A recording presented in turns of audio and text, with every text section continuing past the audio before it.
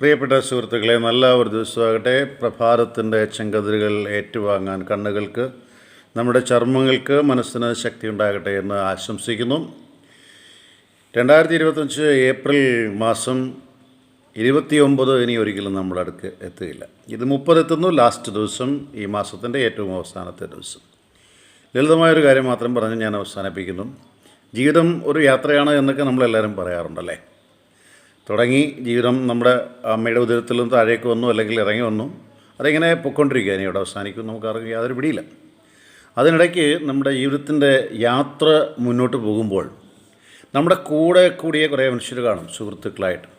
1, 2, 3 വയസ്സുകൾ നമ്മുടെ സുഹൃത്തുക്കൾ ആരാണെന്ന് നമുക്ക് ആർക്കും പിടിയില്ല. പിന്നെ മുമ്പോട്ട് വന്നപ്പോൾ ചില സുഹൃത്തുക്കളെ എടുത്തിൻ്റെ അടുത്ത് പോയപ്പോഴുള്ള ഓർമ്മ ഇപ്പോഴും മനസ്സിലുണ്ട്. അപ്പോൾ അതിനുശേഷം വന്ന സുഹൃത്തുക്കളെ പലരും നമ്മുടെ കൂടെ കാണും. പക്ഷേ ഈ സുഹൃത്തുക്കളാർ ഇപ്പം നമ്മുടെ കൂടെ ഇല്ല എന്നത് ഒരു സത്യം തന്നെയാണല്ലേ. എങ്കിലും വിഷമിക്കേണ്ട, കാരണം കൂടെ കൂടുന്നവർ ജീവിതത്തിൻ്റെ അവസാനം വരെ കാണുമെന്ന് ചിന്തിക്കുന്ന നമ്മുടെ വിദ്യാബോധമാണ്.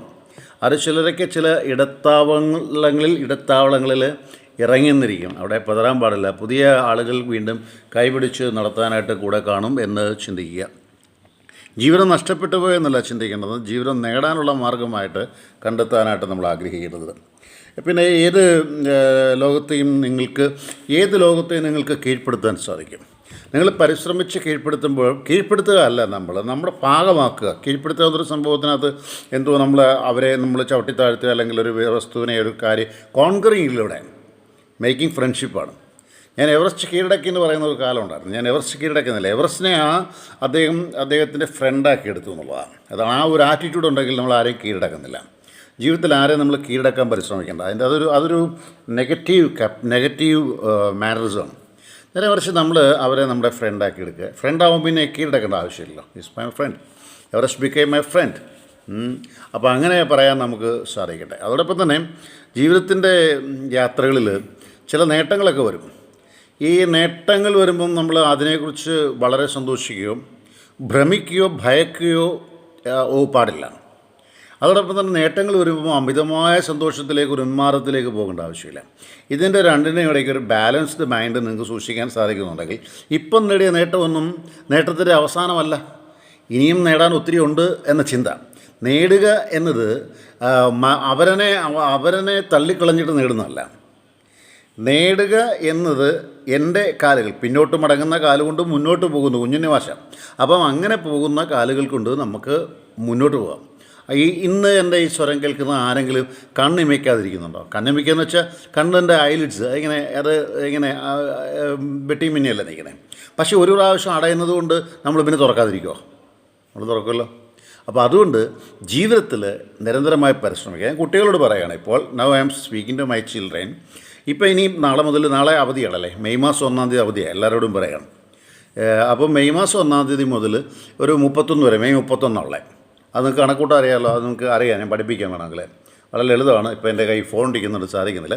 ലളിതമായിട്ട് നമുക്ക് കണക്കൂട്ടാം. അത് 31 വരെ, 31 മാസം ഏതാണെന്ന് കണ്ടുപിടിക്കാം. അപ്പം 28 മാസം ഏതാ, 30 അത് സിമ്പിളായിട്ട് കണ്ടുപിടിക്കും, കയ്യിൽ കണ്ടുപിടിക്കാം.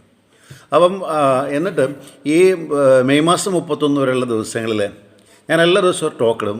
താല്പര്യമുള്ളവർ സബ്സ്ക്രൈബ് ചെയ്തേക്കാം. ഞാൻ ഓൾറെഡി നിങ്ങൾക്ക് വാട്സപ്പിൽ തരേണ്ട കാര്യമില്ല. അപ്പോൾ നിങ്ങൾക്ക് ഓൾറെഡി എൻ്റെ യൂട്യൂബിൽ കയറിയാൽ അത് കിട്ടും. അപ്പോൾ ഇത് നിങ്ങൾ ചിന്തിക്കേണ്ടത്, നമുക്ക് എങ്ങനെ അടുത്ത വർഷത്തെ അക്കാഡമിക് ഇയർ എങ്ങനെ നമുക്ക് പുതിയൊരു തലത്തിലേക്ക് നമ്മുടെ ചിന്തയെ കൊണ്ടുപോകാൻ സാധിക്കും.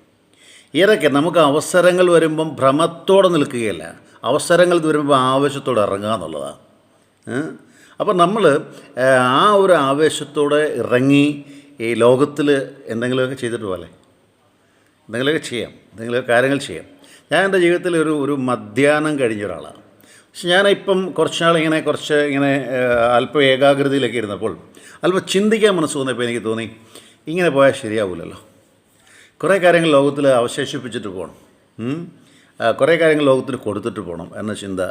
അപ്പോൾ ഞാൻ എല്ലാ കുട്ടികളോടും പറയാണ്, നിങ്ങളിൽ തന്നെ ഭയങ്കര ഡൈനമിക് പേഴ്സണാണ്. നിങ്ങൾ നമ്മളുടെ പരിമിതികളെക്കുറിച്ച് ചിന്തിക്കാതെ അപാരതയെക്കുറിച്ച് ചിന്തിക്കുക. പരിമിതികളല്ല. സ്റ്റീവ് ഹോക്കിൻസ് പരിമിതിയെക്കുറിച്ച് ചിന്തിച്ചെങ്കിൽ ലോകത്തിലെ പ്രശസ്തനാവത്തില്ലായിരുന്നു. മാഡം ക്യൂറി അല്ല മേരി ക്യൂറി, അവരൊക്കെ അവരുടെ ജീവിതത്തിൻ്റെ പരിമിതികളെക്കുറിച്ച് ചിന്തിച്ചില്ല. അതായത് ആപ്പിളിൻ്റെ ഡയറക്ടർ സ്റ്റീവ് ജോസ് ആണെന്ന് തോന്നുന്നു. അപ്പം അദ്ദേഹമൊക്കെ ഒരു പോറൽ വീഴാത്ത ഗ്ലാസ് കിട്ടാൻ വേണ്ടി അദ്ദേഹം എവിടെയൊക്കെ പോയി, പോറൽ വീഴാത്ത ആപ്പിളിനൊരു പോറൽ വീഴാത്ത ചൈന മുഴുവൻ നടന്നിട്ട് അദ്ദേഹം അത് കണ്ടെത്തുന്നിടം വരെ നിരന്തരമായിട്ട് പരിശ്രമിച്ചു എന്നുള്ളതാണ്. നിരന്തരമായിട്ട് പരിശ്രമിച്ചത് കണ്ടു കിട്ടുന്നിടം വരെ വിശ്രമമില്ല. അപ്പോൾ വിശ്രമിക്കാത്തൊരു മനസ്സാണ് നമുക്ക് വേണ്ടത്. അപ്പോൾ അതുകൊണ്ട് ഞാൻ ദീർഘിപ്പിക്കുന്നില്ല. തൽക്കാലം എൻ്റെ ഈ ടോക്സ് ഞാൻ എല്ലാ ദിവസവും ഞാനൊരു നാലേകാലം എഴുന്നേറ്റിട്ട് ഞാൻ എൻ്റെ ഒരു വായനാ ലോകത്തിലെത്തും. അപ്പോൾ എന്നിട്ട് രാവിലെ best time is morning time. ജനലും കഥവൊക്കെ കൂളായിട്ട് തുറന്നിടുക, നല്ല ശുദ്ധവായു കിട്ടും. ശ്വസിച്ച് നന്നായിട്ട് ചിന്തിക്കുക. നിങ്ങളുടെ ഉള്ളിൽ കിടക്കുന്ന ശാസ്ത്രജ്ഞനെ, നിങ്ങളുടെ ഉള്ളിൽ കിടക്കുന്ന ഫിലോസഫറെ, നിങ്ങളുടെ ഉള്ളിൽ കിടക്കുന്ന മനഃശാസ്ത്രജ്ഞനെ, നിങ്ങളുടെ ഉള്ളിൽ കിടക്കുന്ന കൃഷിക്കാരനെ, നിങ്ങളുടെ ഉള്ളിൽ കിടക്കുന്ന റോഡ് പണിക്കാരനെ, നിങ്ങളുടെ ഉള്ളിൽ കിടക്കുന്ന ചെരുപ്പൂത്തിയെ, നിങ്ങളുടെ ഉള്ളിൽ കിടക്കുന്ന മൈക്രോബയോളജിസ്റ്റിനെ, നിങ്ങളുടെ ഉള്ളിൽ കിടക്കുന്ന ടെക്നോളജിയെ, നിങ്ങളുടെ ഉള്ളിൽ കിടക്കുന്ന ബഹിരാകാശ യാത്രികനെ ഒക്കെ പുറത്തു കൊണ്ടുവരിക. Your a dynamic person, come with that. Johnson career. എൻ്റെ യൂട്യൂബിൽ കയറാൻ വലിയ പാടൊന്നുമില്ല. ജോൺസൺ കെറിയർ എന്ന് സെർച്ച് ചെയ്താൽ മതി. അതല്ലെങ്കിൽ എൻ്റെ നമ്പർ അടിച്ചു കൊടുത്താലും മതി, 9447309807. Thank you. Have A good day.